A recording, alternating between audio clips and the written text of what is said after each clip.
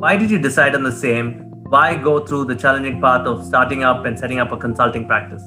I had spent about 8 years at BDO, about 8 years with the other big four firms, EY and PwC taken together, and about 3 years in the USA. This was around a time when SOX was getting implemented across US for all listed companies in NYSE and NASDAQ. And I got an experience of dealing with implementing SOX at the core of that time when this had come up as a requirement. When I was doing that, and this was my early on career, when I was doing that, I realized that after the big four firms, because that time we had big five, and one of the big five firms, one of the largest firms, had got collapsed because of one of the largest financial fiasco that happened in terms of financial reporting. And I saw that there were other four firms that were emerging, the big four and the next four. And then there were a host of other firms. So in the US, the concept of Big 10, Big 20 had already started at that point in time. After coming back, I was working with one of the other big four firms, which was EY.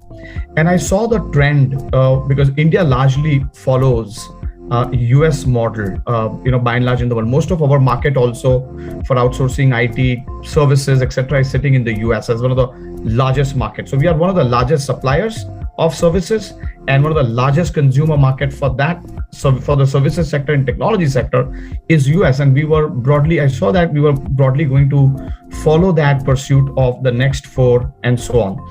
And having seen this early on in 2009, I was the rather first of the few ones who decided to join a firm, BDO. It started with Hari Bhakti at that point in time. So BDO and Hari Bhakti collaborated.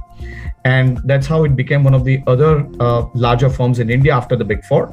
And I joined in 2009, looking at that, and with that as an opportunity. And there was lots and lots of opportunities outside of the big four firms.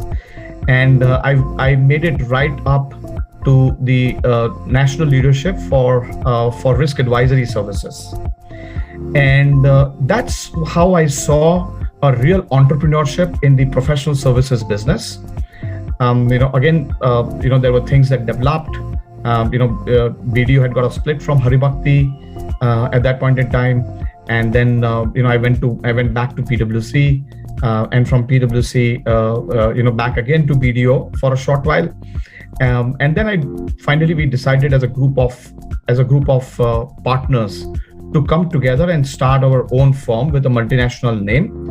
And that's how we partnered with Mazars Global.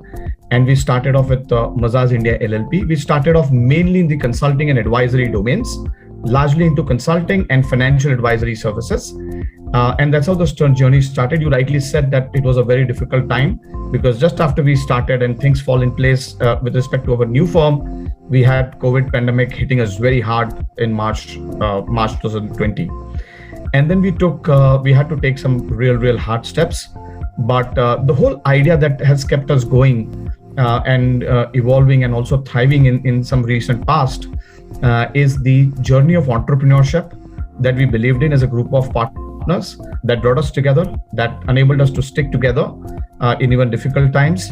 And that has helped us to even put foundation for creating a next generation accounting and consulting firm, which is led by first generation entrepreneurs, means not by families, not by historians, but it's basically there's no legacy. Not second generation. No legacy. Yeah. All first generation professionals. And by the way, it's accounting and consulting. So we also have partners who are from technology like cybersecurity and artificial intelligence and some of the technology domains. So that's how we created this firm, which largely focuses on advisory, consulting, and financial advisory services.